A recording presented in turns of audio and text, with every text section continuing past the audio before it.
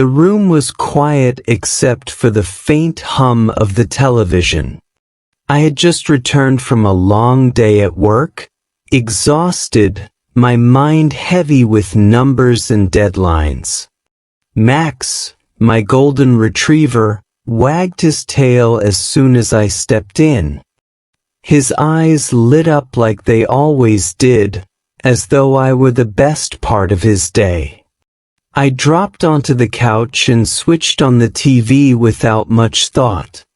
That's when it happened. Max tilted his head, ears perked, and froze at the sound of barking dogs on the screen. His eyes locked on the moving tails and happy leaps of dogs playing across the television. For the first time, I noticed something. Max was actually watching.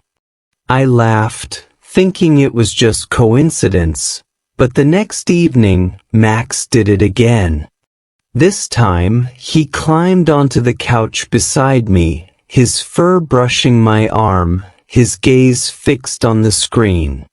When the dogs barked, he barked back softly. When they wagged their tails, his tail thumped against the cushions in perfect rhythm. It became our little ritual. Every evening, no matter how tired I was, Max waited for me.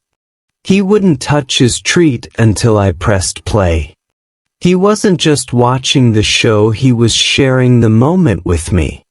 And in his silent companionship, I felt something I didn't realize I was missing: peace. Nights passed, and I began to look forward to it as much as he did. Sometimes I'd glance down at him and catch him watching me instead of the TV. His eyes said more than words ever could. This, right here, is my happiness. Just being beside you.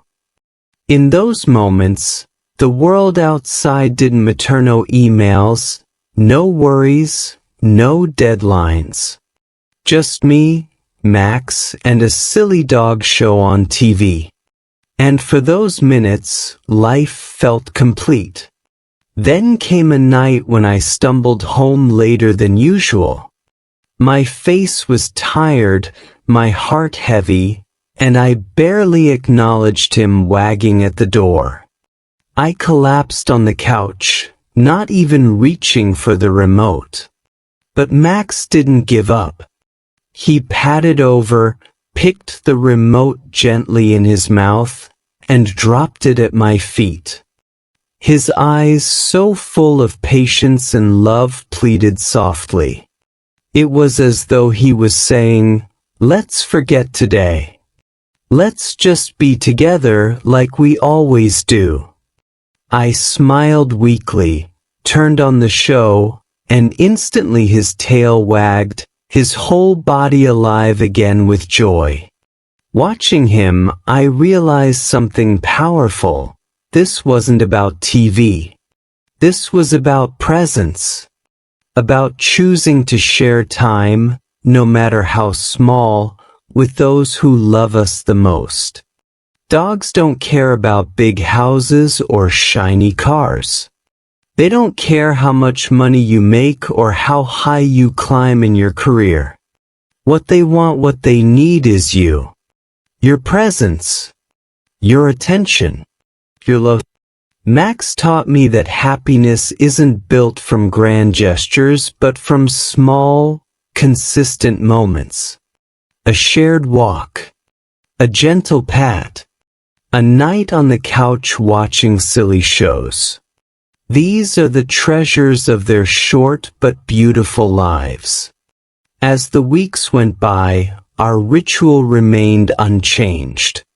Every night, Max curled against me as the TV flickered with barking dogs and wagging tails.